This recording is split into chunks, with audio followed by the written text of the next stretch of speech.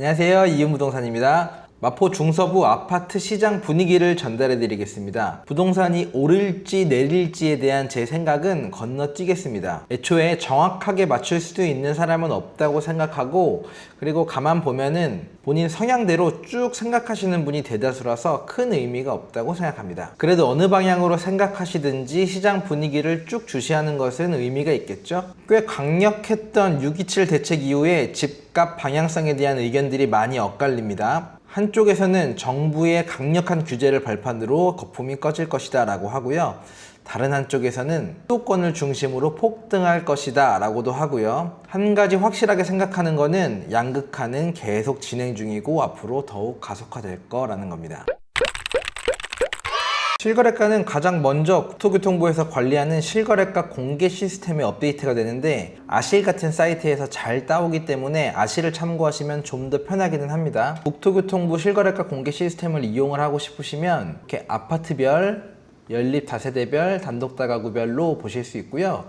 확대를 해보시면 단지별로도 볼 수 있고, 그 단지 전체를 보시고 싶으시면, 아니면 그 동 전체를 보고 싶으시면 자료 제공 들어가서 기간 정하시고 서울특별시, 마포구, 연남동 이런 식으로 해서 거래된 아파트들을 전부 엑셀로 다운받아 보실 수도 있습니다. 이런 식으로 다운받아 보시면 계약 월일, 거래 금액 등등 나옵니다. 이거 참고하시면 되고요. 아실로 가서 한번 볼게요. 이은부동산은 연남동에 있고요. 연남동에는 단지형 아파트가 466세대 코오롱 하늘채 아파트, 대명 아파트, 그리고 연희대우 아파트 요 정도입니다. 크게 보면은 임강 아파트나 서교 푸르지오, 그리고 대우 미래사랑 정도도 보실 수도 있는데, 일단 중소형 평형대 위주로 매수세가 몰리고 있는 건 확실합니다. 8월달은 휴가철이라서 8월 들어서 조금 조용하기는 한데 6월과 7월에 중소형 평형 위주로 매수세가 많이 몰렸습니다. 코오롱 아파트를 먼저 한번 보시면, 이 코오롱 하늘채 아파트는 5구제곱미터가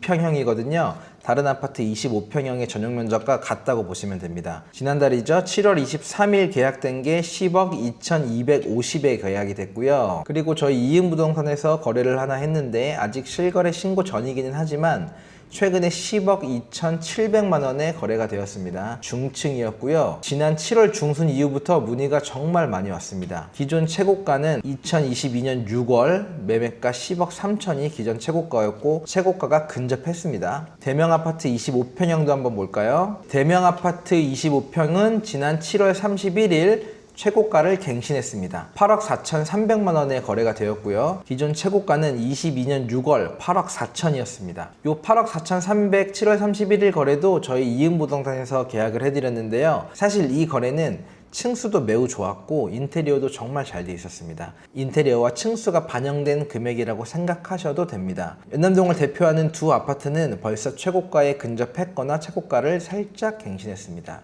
6.27 대책 이후에 6억 이상 대출이 막혔지만 8억에서 12억대의 아파트는 원래 6억 이상 대출이 힘들었기 때문에 타격이 크지 않습니다. 중소형 단지라서 가격 비교가 크게 의미가 없다고 느끼신다면 대단지 아파트를 한번 보겠습니다. 마포의 상징이죠. 아현동에 위치한 3,885세대의 마포 레미안 푸르지오 25평을 보겠습니다.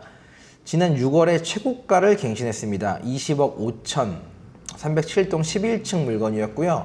한창 초절정 거품이라던 21년 하반기 최고가가 17억이었습니다.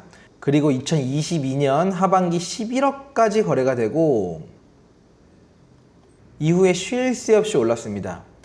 모두가 뜯어말리던 그 시기가 누군가에게는 큰 기회였습니다.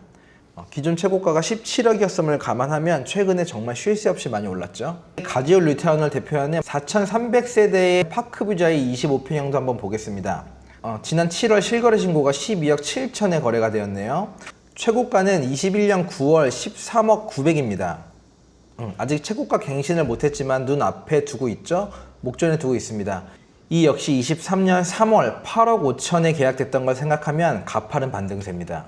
사실 가장 우려되는 상황은 21년 시장의 재현입니다. 물량이 완전히 잠겨버려서 가끔 나오는 물건들이 최고가가 계속 갱신이 되는 그런 끔찍한 시장이었습니다. 이런 시장에서는 거래 자체가 많지 않으니까 극소수를 제외하고는 승자도 없고 패자도 없습니다. 다만 지금은 그때와 같은 초저금리가 아니고 대출 규제로 자금줄을 어느 정도 묶어 놓았으니 그렇게까지 흘러가지는 않을까라는 희망을 걸어봅니다. 정리를 하다 보니까 영상이 조금 길어질 수도 있어서 아파트 얘기밖에는 못했는데요. 다음에는 단독주택이나 빌라 이야기도 한번 같이 해보겠습니다.